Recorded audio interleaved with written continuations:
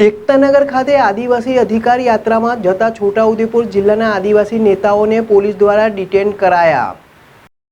એકતાનગર ખાતે વિશ્વની સૌથી ઊંચી સરદાર પટેલની પ્રતિમા સ્ટેચ્યુ યુનિટી આવેલી છે। તેનો વિકાસ કરવા માટે ભાજપ સરકારે વર્ષોથી રહી ધંધો રોજગાર કરતા આદિવાસીઓના મકાનો દુકાનો ઉપર મૂડીપતિઓનો ફાયદો કરાવવા બુલડોઝર ફેરવી દેવાતા આમ આદમી પાર્ટીના ધારાસભ્ય ચૈતર વસાવાની આગેવાની હેઠળ આજ રોજ કેવડિયા એકતાનગર ખાતે આદિવાસી અધિકાર બચાવો રેલીનું આયોજન ગોઠવાયું હતું।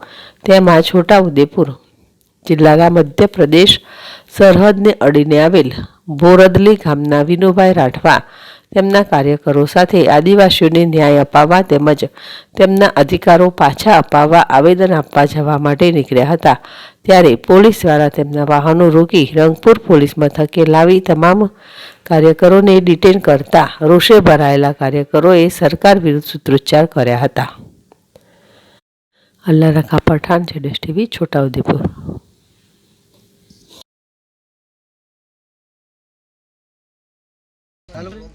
ચાલો आज रोज अमे छोटाउदेपुर थी आम आदमी पार्टी कार्यकरो साथे केवड़िया मुकामे रेलीનું આયોજન હતું અને ત્યાં આવેદનપત્ર આપવાનું હતું।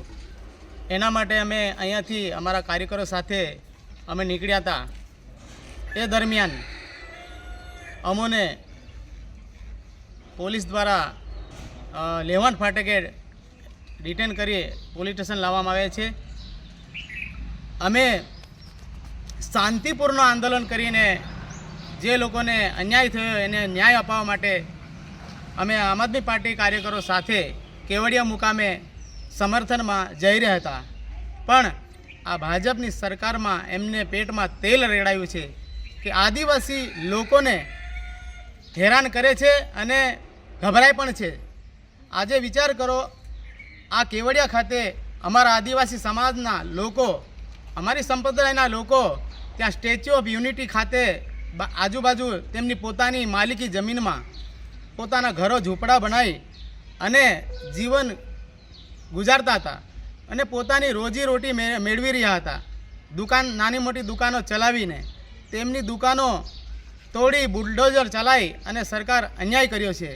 તો એની સામે અમે સૌ કાર્યકર્તા, આખા ગુજરાતના તમામ કાર્યકર્તાઓ આમ આદમી પાર્ટીના એકઠા થઈ અમે ચૈતરભાઈ એમએલએ સાથે સમર્થનમાં અને આવેદનપત્ર આપવા માટે અમે સૌ નીકળ્યા હતા।